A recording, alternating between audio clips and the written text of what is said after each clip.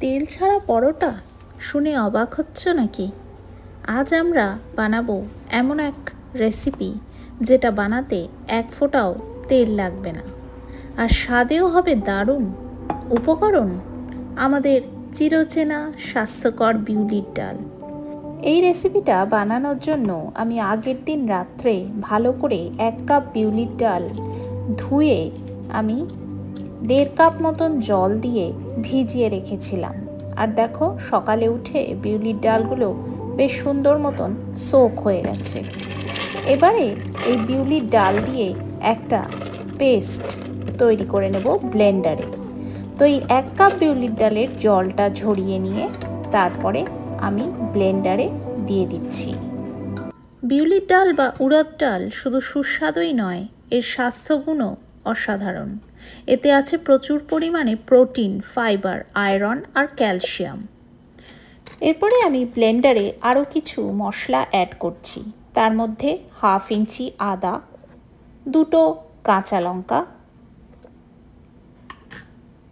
বেশ কিছুটা ধনেপাতা কুচি ভালো করে ধুয়ে নিয়ে অ্যাড করে দিলাম। আর এর মধ্যে দিয়ে দিচ্ছি আমি 1 চামচ মতন গোটা সাদা জিরে।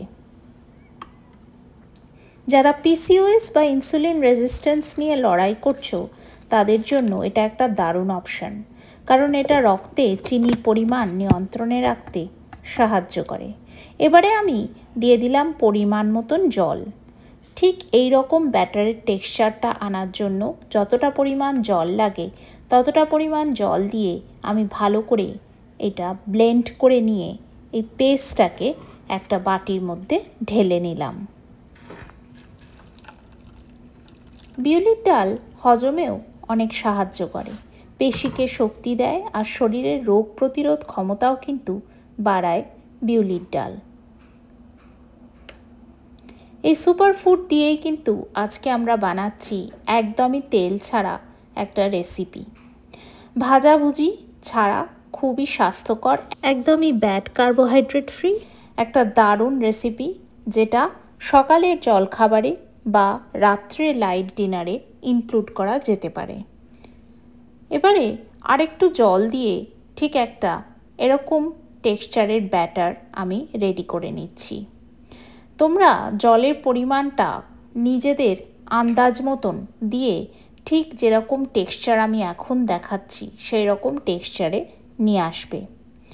এরকম একটা কনসিস্টেন্সি এলে তখন ব্যাটারটা বুঝবে একদম রেডি। আর অবশ্যই স্বাদ মতন লবণ অ্যাড করে ভালো করে এই মিশ্রণটাকে গুলিয়ে নেবে। তারপরে একটা ফ্রাইং প্যান গরম করে সেখানে কোনো তেল অ্যাড না করেই গরম ফ্রাইং প্যানের ওপরে এইভাবে 2 হাতা ব্যাটার ছড়িয়ে দেবে গোল করে।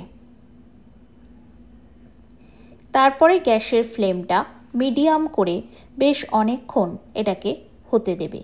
যতক্ষণ না আর একটা দিক গোল্ডেন ব্রাউন কালার হয়ে যাচ্ছে ততক্ষণ অপেক্ষা করবে, আর তারপরে উল্টে দেবে।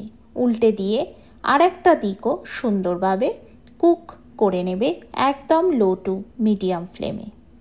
ধৈর্য ধরে কোনো তেল ছাড়াই খুব সুন্দরভাবে এই রেসিপিটা কিন্তু একদম 100% তৈরি হয়ে যায়। আর একদমই নো ফেল রেসিপি, খুব ভালো, খাওয়াও যেমন ভালো, খেতেও সেরকম ভালো। তো সুতরাং অবশ্যই সবাই একবার এই রেসিপিটা ট্রাই করো বাড়িতে। আমি তোমাদেরকে গ্যারেন্টি দিচ্ছি তোমাদের খেতে খুবই ভালো লাগবে।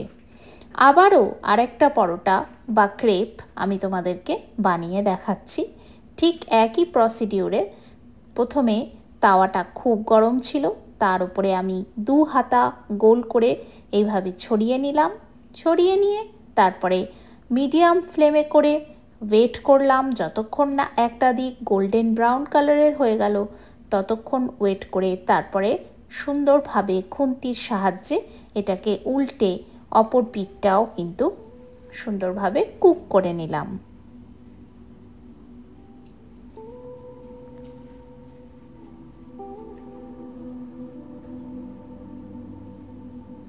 দেখো, এটা খুব সুন্দর কিন্তু একদম একটা দিক হয়ে গেলে আরেকটা দিক ভালোভাবে কুকিং করে নিলে একদম নরম তুলোর মতন, অথচ একদমই তেল ছাড়া, মাত্র কিছু টাইমের মধ্যেই কিন্তু দারুণ একটা রেসিপি রেডি হয়ে যায়।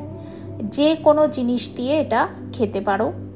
তোমরা যদি চাও টমেটো কেচাপ দিয়ে খেতে পারো, টক দইয়ের সাথে খেতে পারো, বা ধোসা ইডলির সাথে যে চাটনি হয় সেই চাটনি দিয়েও খেতে পারো। আমার বাড়িতে চাটনি করা ছিল, টমেটো রসুনের চাটনি, সেটা দিয়েই আমরা এই ব্রেকফাস্টটা করেছিলাম। টমেটো রসুনের চাটনি বা অন্যান্য অনেক চাটনি অলরেডি আমার চ্যানেলে প্রচুর শেয়ার করা আছে। যারা ওই ভিডিওগুলো দেখোনি তারা গিয়ে অবশ্যই চ্যানেলে ভিজিট করে এই রেসিপির সঙ্গে খাওয়ার একদম দারুণ চাটনি কিন্তু দেখে নিতে পারো। আর দেখো, এই পরোটা বা ক্রেপ যাই বলো না, দারুণ খেতে হয়েছিল, অপূর্ব স্বাদের হয়েছিল, আর ভীষণ নরম তুলতুলে একদম। এইভাবে ফোল্ড করা যাচ্ছে, ফোল্ড করে তারপরে খুললে একটুও ভেঙে বা হয়ে কিচ্ছু যাচ্ছে না। তো তোমাদেরকে আমি দেখিয়ে দিচ্ছি, এইভাবে ফোল্ড করেছি। এবারে দেখো, এটাকে আমি খুলেও দেখাবো। খুলে দেখো, একদম কিন্তু সেম আছে, কোনো রকম ছিঁড়ে যায় না, কোনো রকম ব্রেকেজ নেই, ঠিক আছে। আর ভীষণ তুলোর মতন নরম। এটা চাটনির মধ্যে ডিপ করে আর দারুণ খেতে লাগে একদম। অবশ্যই কিন্তু সবাই একবার এটা বাড়িতে ট্রাই করে আমাকে কমেন্ট করতে একদমই কিন্তু ভুলে যেও না। আর এই গরমে ভাজাভুজি ছেড়ে এবার বেছে নাও সুস্থ স্বাদ। ভিডিওটা ভালো লাগলে অবশ্যই কিন্তু একটা লাইক দিও, শেয়ার করো তোমার বন্ধু প্রিয়জনদের সাথে। আর যারা চ্যানেলে আজকে নতুন তারা সাবস্ক্রাইব করো প্রবাসী সৌমির রান্নাঘর, এমন আরও স্বাস্থ্যকর ও ইউনিক রেসিপি দেখার জন্য। দেখা হবে পরের ভিডিওতে। আমি সৌমি ক্যানাডার থেকে আজকে এইখানেই বিদায় নিচ্ছি। তোমরা খুব ভালো থেকো, সুস্থ থেকো, সুন্দর থেকো, সকলকে নিয়ে ভীষণ আনন্দে থেকো। আর অবশ্যই কিন্তু সঙ্গে রেখো আমার চ্যানেল প্রবাসী সৌমির রান্নাঘর, দেখতে থাকো।